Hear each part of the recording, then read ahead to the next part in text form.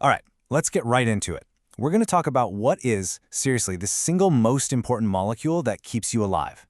It's the hidden power source behind every single heartbeat, every thought, and every rep you push through at the gym. I mean, really stop and think about that for a second.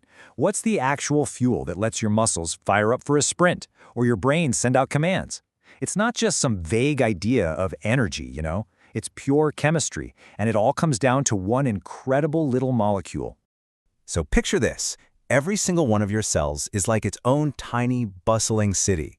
It's got to build things, transport goods, send out messages, and basically keep the lights on 24/7.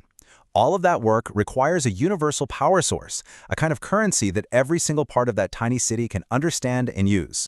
And here it is. Meet the hero of our story, adenosine triphosphate, or as we'll be calling it, ATP. This is it, the official universal energy currency for life. If a cell needs to get a job done, it's got to pay up, and the only currency it accepts is ATP. Honestly, this is the absolute best way to picture it, and we're going to stick with this analogy. Just think of ATP as a brand new, fully charged AA battery. It's full of juice, ready to be popped into any cellular machine that needs a little power. Now, the secret to how this whole thing works is hiding right there in the name. Tri, that means three, right? So adenosine triphosphate has three little things called phosphate groups attached to it. And di means two. So adenosine diphosphate, well, it only has two. That one little difference is literally everything.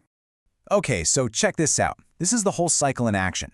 We start with our fully charged battery, ATP, with its three phosphates. When the cell needs power, snap, it breaks off that third phosphate. That break releases a burst of energy the cell can use immediately. And what's left over? You see it right there. It's ADP, our used-up battery, now with only two phosphates left.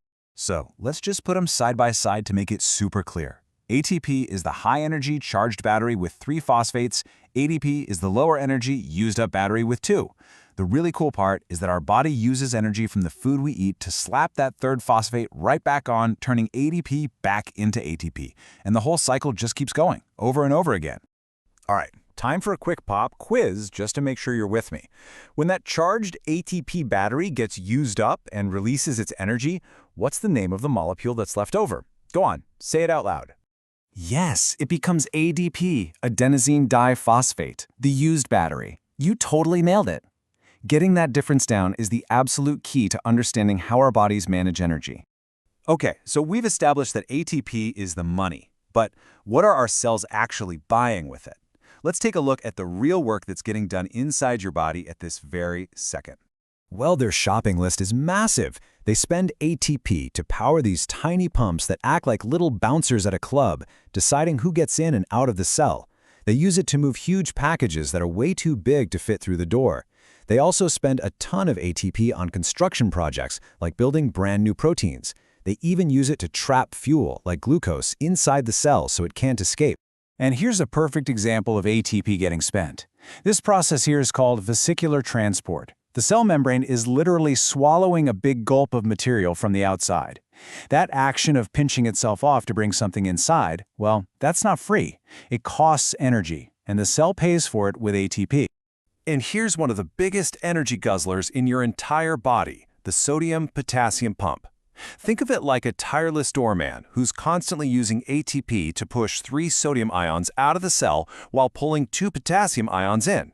This keeps a perfect electrical balance, which is absolutely critical for your nerves to fire properly. Hey, if you need a simple way to remember what ATP does, here's a little trick. Just think of the letters A, T, P as standing for a ton of power. It's the powerhouse molecule, plain and simple. All right, you've made it to the home stretch. Let's do a quick power-up round, a rapid-fire review just to make sure these key ideas are locked into your brain for good. You ready? First up, what does that T in ATP stand for? I'll give you a second. It's tri for those 3 phosphate groups. Okay, question number 2. Which one is our fully charged battery? Is it ATP or ADP? It's ATP, a ton of power. ADP is the used-up one.